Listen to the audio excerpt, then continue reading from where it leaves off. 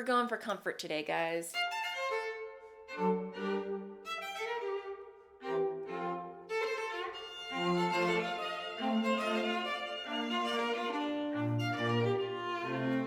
Hello and welcome back to my channel.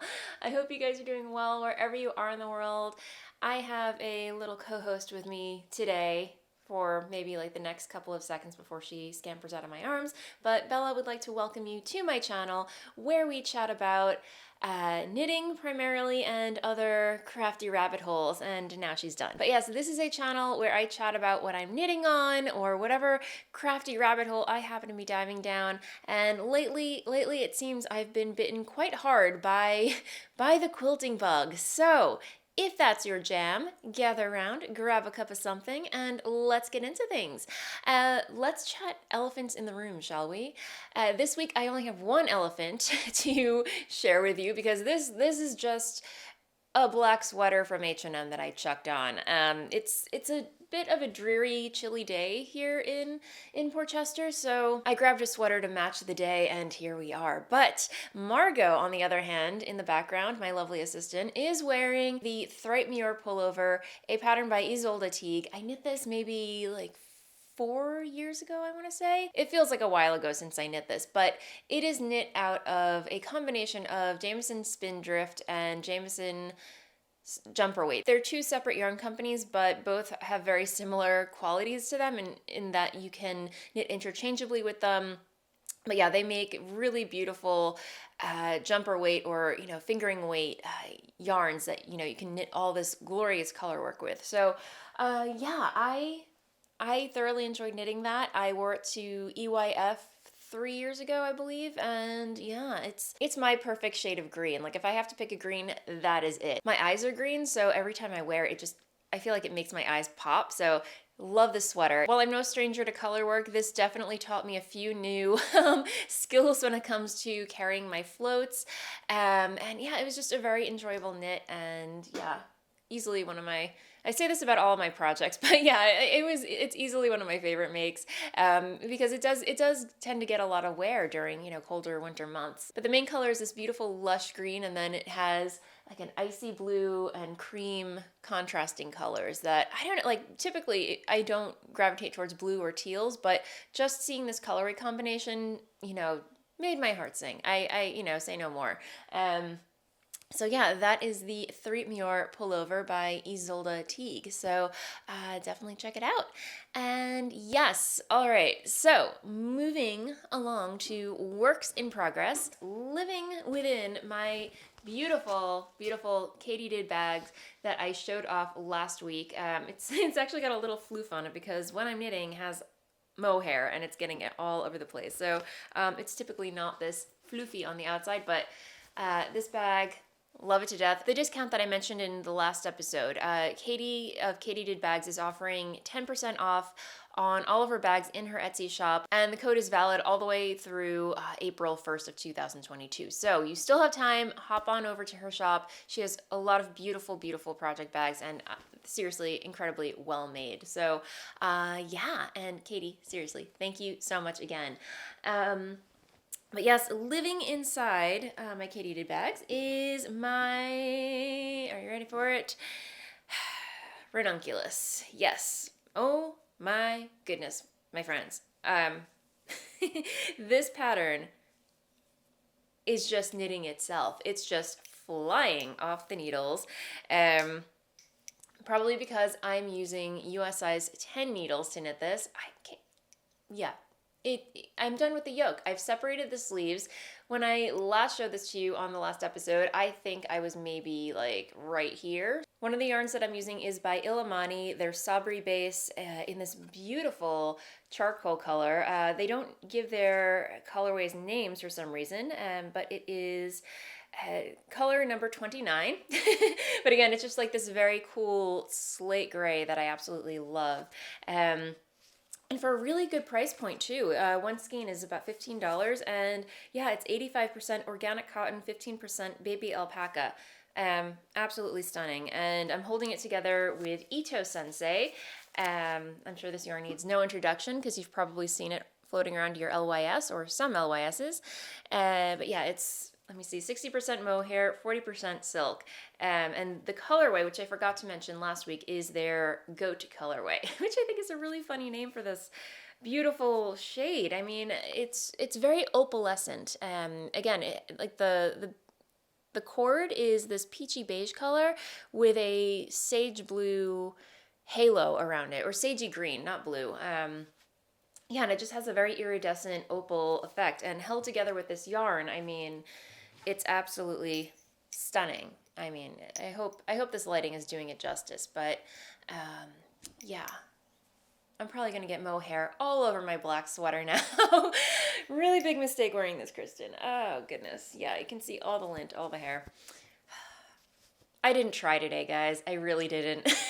It's just one of those days where I woke up, it was gloomy out, and I was like, I just want to be comfortable. I want to be comfortable. I mean, I am comfortable. I'm wearing leggings, I'm wearing a dress, and then I just chucked this black sweater over whatever I'm wearing. So we're going for comfort today, guys. Yeah, so that is my ranunculus, and I was inspired to cast this on. It's a very impromptu cast on because I had gotten together with Jonna and Kim. I just realized Jonna. I was mispronouncing your name. I was calling her Jonah.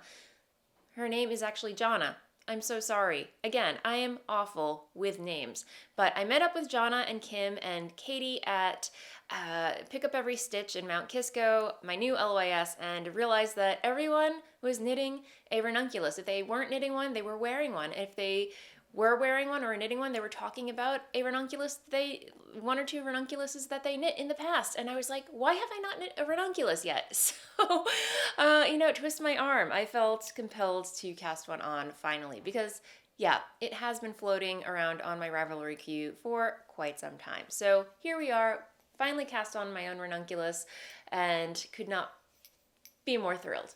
I'm so thrilled, guys. Seriously, I cannot wait to have this off my needles and enjoy it. Even though it's spring and the weather is probably going to warm up in like another couple of weeks, by golly, I will have a ranunculus. So there we go. That said, let's move along to talking about English paper piecing. Oh my gosh, guys. If you follow me on the Instagrams, you might have noticed that I finally finished this thing. I'm still not exactly sure what it is, but it is a coaster or mug rug of some kind, and I made this using scraps from the Kensington Kaleidoscope quilt that I finished, which I still need to send out to a long armor to be quilted. I'm not sure when that's going to happen, but again, we still have so much happening with the house right now that, right now it's just not in the cards, so holding off on sending that out, but that has not stopped me from experimenting with more quilts and quilting and English paper piecing. The show must go on, am I correct?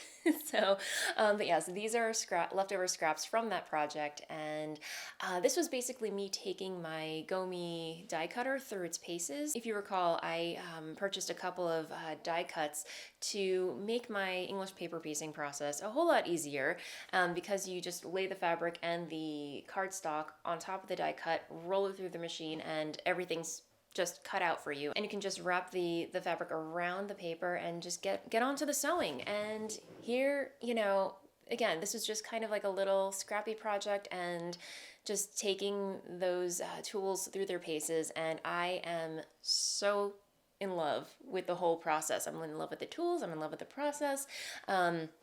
But yeah, I have some Hexis here, just a strip of Hexis, and then right next to all the Hexis I have a strip of diamonds, and it just, from far away, it just looks like this really kind of beautiful watercolory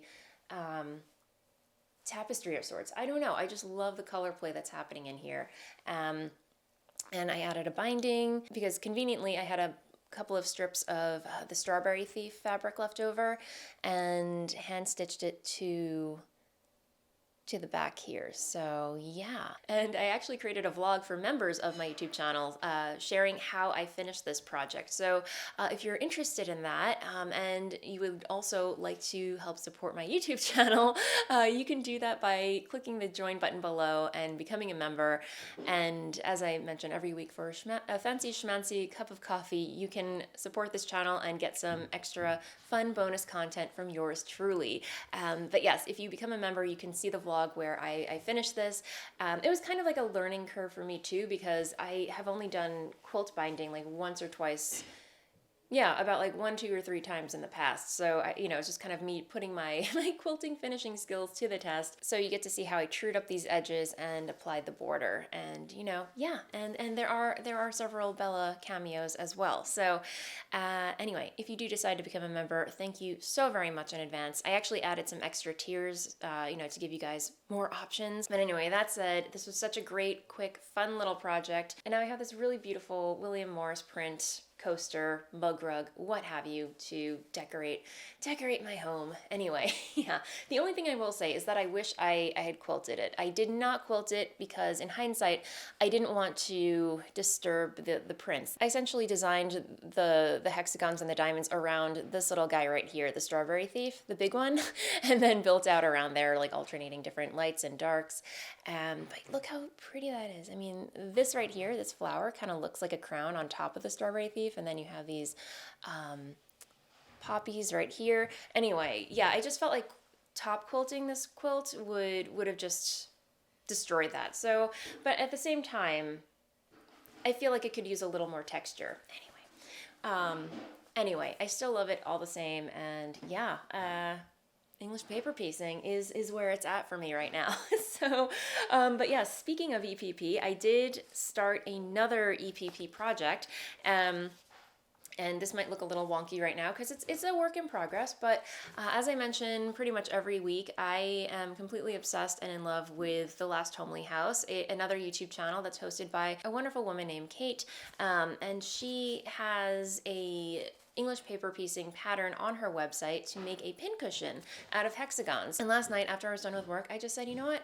I feel like doing some English paper piecing, and purchased, downloaded the pattern, cut out all my pieces. And Wednesdays, Dennis has band practice, so typically it's just me, the cat, and a glass of wine, and we watch movies together.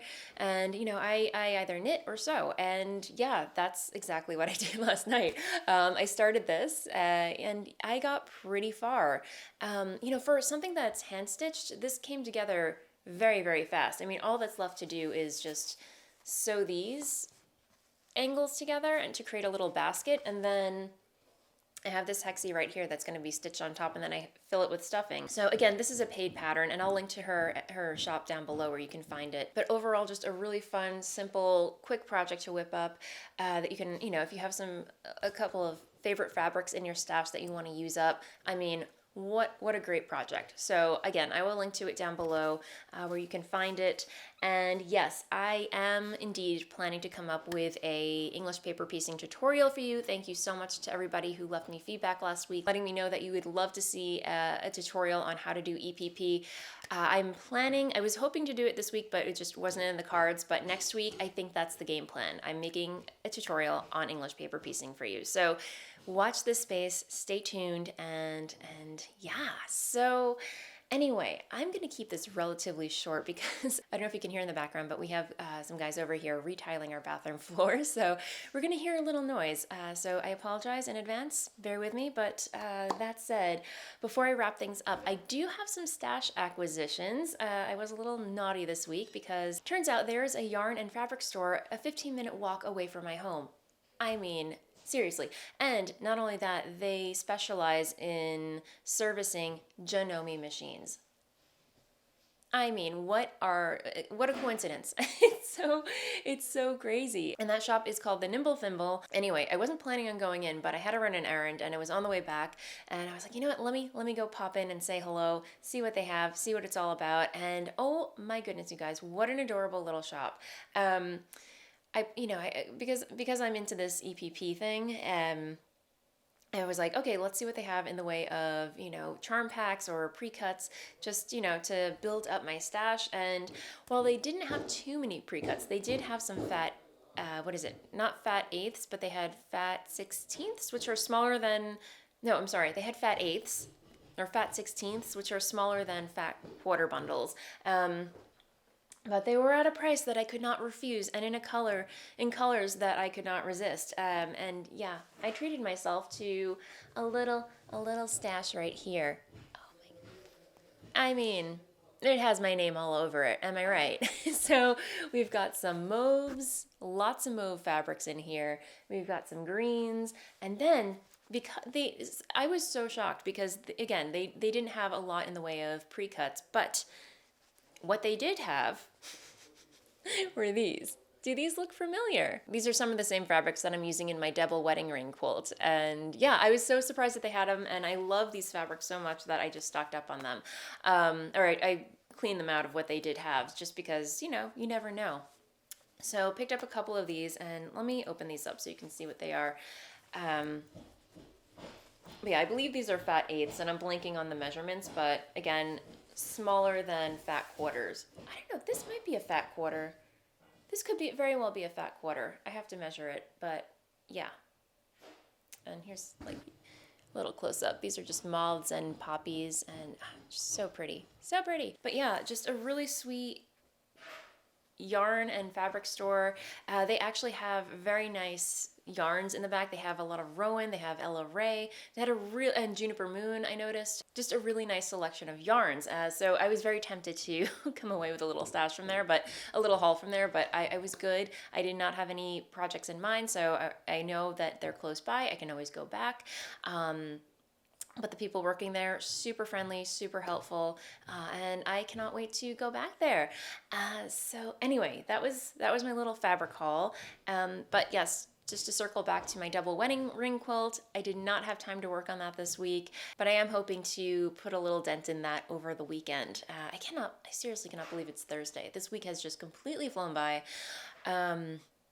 But here we are. So yes, I believe this is going to be a rather short episode. So I'm just going to end things there, guys. Thank you so very much again for hanging out with me this week. I apologize again for the noise in the background. Next week will be much quieter, I promise. If you're new here and haven't already, feel free to like and subscribe down below. I'm putting out videos for your viewing pleasure every week.